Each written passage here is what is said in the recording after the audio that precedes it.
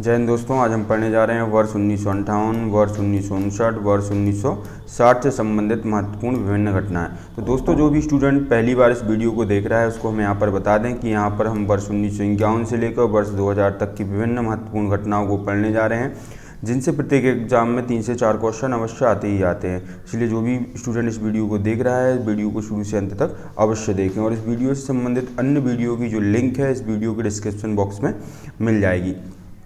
आइए देखते हैं दोस्तों, सबसे पहले हम वर्ष 1958 की बात करें तो दोस्तों वर्ष 1958 में किसकी स्थापना हुई?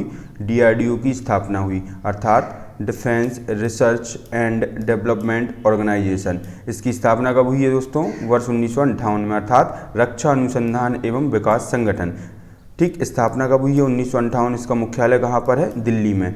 ठीक, इसके कार्य क्या हैं दोस्तों? तो DRDO जो है भारत देश के लिए आवश्यक वैज्ञानिक अनुसंधान, डिजाइन और विकास कार्यक्रम निर्मित करता है तथा उनका कार्यान्वयन भी करता है। ठीक, तो इसके कार्य क्या हैं दोस्तों? राष्ट्रीय सुरक्षा के लिए आवश्यक वैज्ञानिक अनुसंधान, डिजाइन और विकास के कार्यक्रम निर्मित कर उनका कार्यान्वयन करना है या कार्यान्वयन करता है। चलिए, इसके बाद और क्या है दोस्तों वर्ष 1958 में? तो आगे देखें दोस्तों हम, तो 1958 में ही किसकी स्थापना हुई है? नासा। ठीक, जैसा दोस्तों हमारा इसरो है, इंडियन स्पेस रिसर्च ऑर्गेनाइजेशन, वैसे ही नासा जो है अमेरिकी की क्या है? एक अंतरिक्ष एजेंसी है। ठीक, और भारत की अंतरिक्ष एजेंसी कौन सी है? इसरो। तो अमेरिका की अंतरिक्ष एजेंसी कौन सी है दोस्तों? नासा, अर्थात national aeronautics and space administration, जिसकी स्थापना भी कब हुई है दोस्तों? वर्ष 1958 में हुई है, जिसका मुख्यालय कहाँ पर है? वॉशिंगटन DC में है। इसका कार्य क्या है दोस्तों? तो इसका कार्य है संयुक्त राज्य अमेरिका सरकार की वह शाखा है नासा जो देश के सार्वजनिक अंतरिक्ष कार्यक्रमों व एरोनॉटिक्स व एरोस्पेस संशोधनों के लिए जिम्मेदार है। ठीक, चलिए इसके बाद और देखें दोस्तों वर्ष 1958 में क्या हुआ है? तो वर्ष 1958 में IMO अर्थात इंटरनेशनल मैरीटाइम ऑर्गेनाइजेशन की स्थापना हुई है। ठीक, अर्थात अंतर्राष्ट्रीय समुद्री संगठन की स्थापना कब हुई है? वर्ष 1958 में हुई है, जिसका मुख्यालय दोस्तों कहाँ पर है? लंदन में है। इसका कार्य क्या है दोस्तों? तो इसका जो कार्य है जलयानों के यातायात को नियंत्रित करना है। ठीक, तो इसके कार्य क्या है? सबसे पहले देखें दोस्तों, संयुक्त राष्ट्र संघ की एक विशिष्ट एजेंसी है जो जलयानों के यातायात को नियंत्रित करने के लिए अधिकृत है। तो इसका ये कार्य हो गया। इसके बाद देखें दोस्तों वर्ष 1958 में और क्या है? तो वर्ष 1958 में बात करें दोस्तों, विश्व का पहला संचार उपग्रह कौन सा था? स्कोर अंतरिक्ष में स्थापित किया गया। ठीक, किस देश ने स्थापित किया था इसको? अमेरिका ने। और इसे किस रॉकेट के माध्यम से भेजा गया था? तो इसे एटलस रॉकेट के माध्यम से प्रक्षेपित किया गया था। ठीक, तो वर्ष 1958 की बात करें तो अंतरिक्ष में स्थापित पहला संचार उपग्रह स्कोर था, जिसे 18 दिसंबर 1958 को एक अमेरिकी एटलस रॉकेट, कौन सा रॉकेट? एटलस रॉकेट पर लॉन्च किया गया था। ठीक है दोस्तों, चलिए इसके बाद वर्ष 1959 की बात करें तो वर्ष 1959 की बात करें तो सर्वप्रथम हम बात करते हैं दोस्तों कि 2 अक्टूबर 1959 को भारत में पंचायती चुनाव की शुरुआत हुई। कहाँ से? राजस्थान के नागौर से। और किसके प्रयासों से? तो प्रथम प्रधानमंत्री पंडित जवाहरलाल नेहरू के प्रयासों से।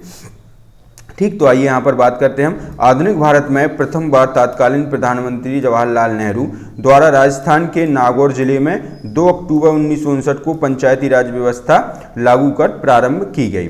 ठीक, चलिए इसके बाद हम बात करें 1959 में क्या है दोस्तों? तो 1959 में और बात करें दोस्तों तो दिल्ली में जो दूरदर्शन की शुरुआत है, 1959 में बात करें दोस्तों, भारत में दूरदर्शन की शुरुआत कब और कहां से हुई? तो दोस्तों भारत में दूरदर्शन की शुरुआत जो है दिल्ली से हुई है। और कब हुई है? तो दोस्तों यहाँ 15 दिसंबर है, इसको आप सितंबर कर लेना। 15 सितंबर 1959 को दिल्ली से भारत में दूरदर्शन की शुरुआत हुई। ठीक, यहाँ पर दिसंबर नहीं है दोस्तों, क्या है? यहाँ पर सितंबर है। ठीक, यहाँ पर 15 सितंबर कर लेना आप। 15 सितंबर 1959 को दिल्ली से भारत में दूरदर्शन की शुरुआत हुई है। चलिए और देखो 1959 में क्या है? तो दोस्तों 1959 में बात करें दोस्तों, दलाई लामा जो हैं तिब्बत में बौद्ध गुरु थे, इन्होंने अपना जो निवास स्थान था पोटला हाउस वो छोड़कर भारत के हिमाचल प्रदेश के धर्मशाला में आकर रहने लगे थे।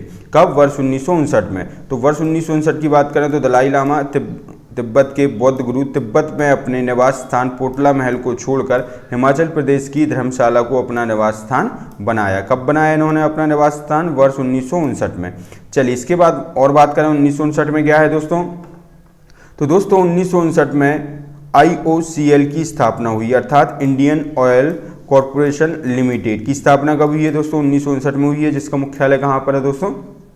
नई दिल्ली में। ये दोस्तों एक महारत्न कंपनी है। ठीक, तो बात करें IOCL भारत सरकार की सबसे बड़ी एकीकृत तेल शोधन और विपणन करने वाली सार्वजनिक क्षेत्र की कंपनी है। इंडियन ऑयल को भारत सरकार द्वारा महारत्न का दर्जा प्राप्त है।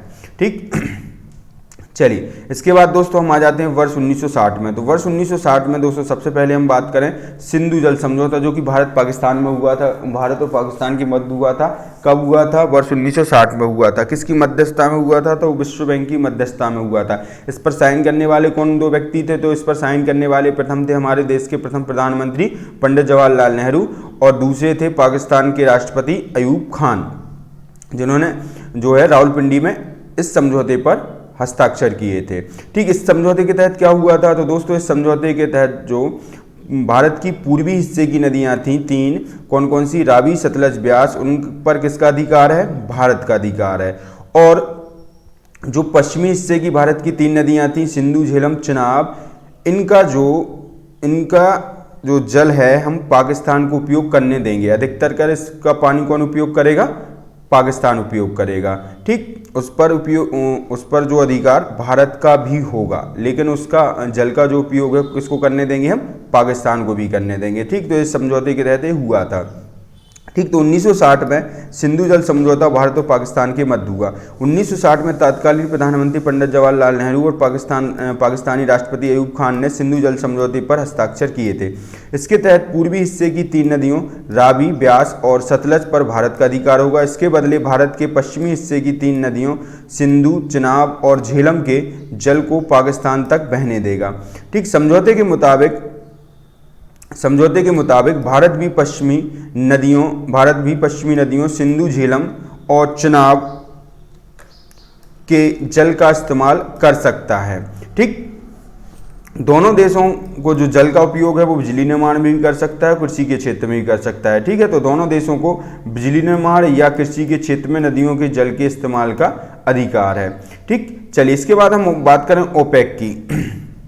तो ओपेक की बात करें दोस्तों, तो ओपेक की स्थापना भी कब हुई है दोस्तों? वर्ष 1960 में हुई है। ठीक, ये जो है ओपेक एक संस्था है, एक संगठन है, जो कि किनका संगठन है? तो प्रमुख पेट्रोलियम निर्यातक देशों का संगठन है। ठीक, आइए इसका फुल फॉर्म देखें तो organisation of the petroleum exporting, ठीक, एक्सपोर्टिंग कंट्रीज, जिसकी स्थापना कब हुई है दोस्तों? वर्ष 1960 में हुई है, जिसका मुख्यालय कहाँ पर है? वियना, ऑस्ट्रिया में। इस संगठन के सदस्य देश कितने हैं दोस्तों? 13। यह पेट्रोलियम निर्यातक देशों का क्या है? संगठन है। ठीक, चलिए इसके बाद हम बात करें दोस्तों IDA अर्थात इंटरनेशनल डेवलपमेंट एसोसिएशन। इसकी स्थापना भी कब हुई है? वर्ष 1960 में हुई है, जिसका मुख्यालय कहाँ पर है दोस्तों? वाशिंगटन DC में है।